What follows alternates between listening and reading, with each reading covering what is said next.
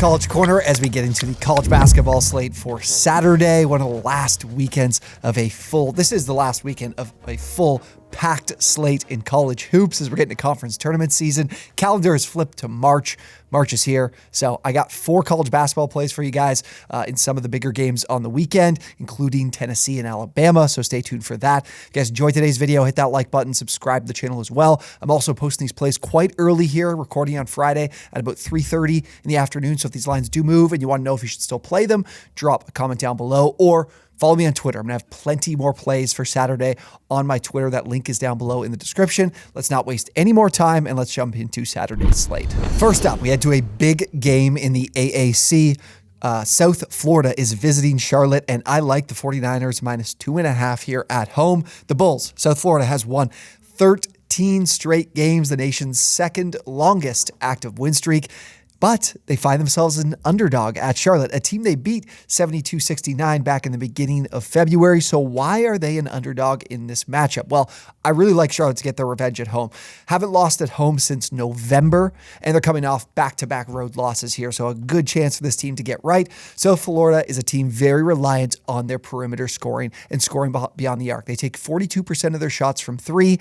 And with Chris Youngblood and co here, this is where their offense thrives. But Charlotte, a team you don't want to be taking threes against because they're an elite three-point defense, one of the better ones in the entire country. 30.7% their opponents are shooting, 26th in the nation. Very good three-point defense. They do a good job as well keeping teams off the free throw line. That's where USF's also getting about 22% of their points. So bread and butter for this South Florida offense isn't going to bode well against the Charlotte defense. I think especially so in a rematch with Charlotte being at home. Now, offensively for Charlotte, South Florida's got a very strong defensive unit, but Charlotte's a team that can score at all 3 levels of the floor, the free throw line, from 3, from 2. I think they'll have some success getting to the line, unlike South Florida, because South Florida's had some struggles when it comes to keeping their opponents off the free throw line, so expect them to save some offensive efficiency there. But as well, home court advantage is real. I mentioned with respect, they haven't lost since November, but they rank top 20 in home court advantage from KenPom. So the opportunity for the offense to be a little bit more efficient at home is definitely there. And I love the matchup for their defense. So I'm willing to lay the points with this team, despite the fact South Florida is one of the hottest teams in the country right now. Next up, we go to my favorite conference in college basketball this season, the Mountain West. Got a matchup between New Mexico and Boise State, 2 teams that are looking to secure their at-large tournament bids. Now, lost it by 8 at home to New Mexico, to Boise, but I'm going to be backing them here on the road to cover as 2.5-point underdogs. Now, I got no problem doing that. This is a spot for New Mexico losing to Boise State where I just don't see them losing this one again because I do think the matchup favors them in a pretty big way. This is much like my feelings towards that Charlotte-South Florida game we just talked about. So look at this offense for New Mexico. They score at the rim and on the interior. Like, this is a team that doesn't take many threes. House will take the majority of those three-point attempts, but they don't take too many. Bottom 30 in the country in three-point rate. So they want to attack you, scoring at the rim and scoring on the interior. Boise State struggles a lot defending this area of the floor, which they didn't against New Mexico, but I expect them to in this rematch. Their opponents are shooting 52% from 2. That is 251st in college basketball. So this is an advantage for New Mexico and this offense that attacks the rim between JT Toppin, Donovan Dent, Jamal Mashburn. Like, they have great scorers at the rim. Those two, Toppin and Dent, should be able to take advantage of the fact Boise State's been really struggling I shouldn't say struggling. They're more middle of the road when it comes to keeping teams off the line.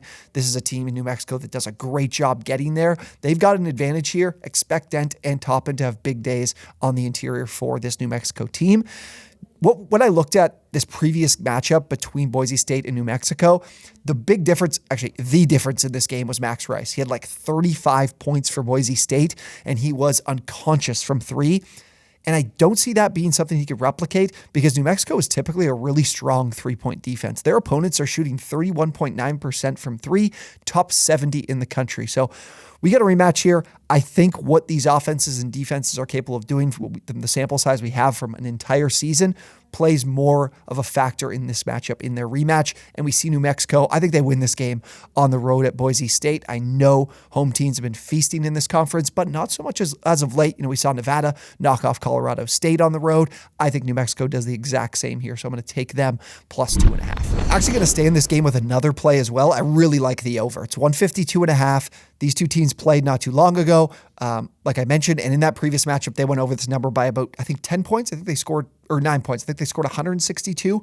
I think they can do something like that again in this game.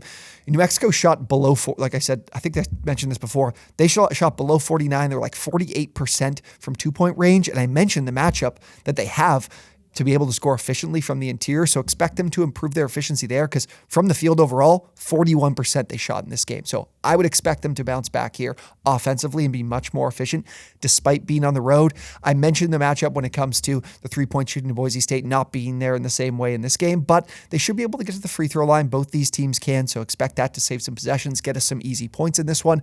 And the biggest reason why I'm on this over, it's one of my favorite systems in college basketball. I've upped it that every time I'm in this system, I'm putting 2 units on these plays, so I will have 2 units on this one. When you have a fast-paced team and a slow-paced team, I love taking the over. So when I'm looking at a top 50 team in offensive possession length against a team that's in the outside the top 300 in offensive possession length, I'm taking the over. And we have that here. New Mexico's top 10 in offensive possession length, and then Boise State is 321st. You tend to see the faster-paced team speed up the pace of the game overall, and I think this game is going to be back and forth. And if you have Boise State trailing, they're going to have to pick up the pace that they play at and match New Mexico. So I like the over here. It's a number that I think will have no problem clearing at 152.5. And now to our last game of the night. Alabama, I'm taking them on the money line against Tennessee. They're at home in this game. I like them in this particular spot, with Tennessee coming off the big home win over Auburn, now having to travel on the road after a big emotional win. And what I like about this Alabama team is one particular thing defensively. So they came off that game last Saturday against Kentucky, where Kentucky just could not miss from the perimeter, could not miss from 3. And then they bounced back in a pretty decent way against Ole Miss, who wasn't nearly as efficient from 3. And I think in this particular spot, you look at this Bama team on the season, they're a pretty good 3-point defense. They're ranked 78th in the country. Their opponents are shooting right around 32%. And if you want to stop Tennessee, it's about stopping Dalton Connect. It's about stopping Zakai Ziegler, Vescovi as well. These are 3-point shooters. This team relies on these guys. So good matchup there from the defensive standpoint. And I think when you're looking at this Tennessee team defensively, they're so good defending the interior. Their opponents are shooting like 43% from 2, 5th best in the country. As a result, they give up a lot of 3-point shots. And listen, they're not a bad 3-point defense. They're pretty good, but they're not as good from 3 as they are from 2. And Bama is one of the highest volume 3-point shooting teams in the entire country. They're taking like almost 50% of their shots from 3. So you're giving those 3-point attempts up and those looks up, and Bama can nail them. They're one of the best 3-point shooting teams in college basketball, super efficient from there too. So when I look there, I see that it's an advantageous spot here for this Bama team. But not only that, they can also expose some of the bigger weaknesses here from this Tennessee defense, which is their defensive rebounding, and they put teams at the line a ton. And Bama's one of the best free throw shooting teams in college basketball. So look for a guy like Mark Sears to have a big game here. I don't know what his points are going to be listed at. It's probably going to be near 20. I might be playing that over as well. Again, drop me a follow on Twitter. We'll be talking more of these kind of player props as well. But I think Bama can be pretty efficient offensively in this game and do enough defensively being at home that I'm comfortable taking him in what is a pick'em spot here, hosting the Vols, who again are coming off a big win. I think people might be hesitant to play this Bama team off the loss to Kentucky. I'm not going to be. Still feel confident in this particular matchup that they'll hold serve here. So I'm going to take them on the money line. All right, those are my 4 favorite plays in college basketball for Saturday. Again, last big slate of the season. Be sure, again, to drop me a follow on Twitter there if you are looking for more. If you enjoyed today's video, hit that like button, subscribe to the channel. It's the best way to know that you enjoy this content coming from us.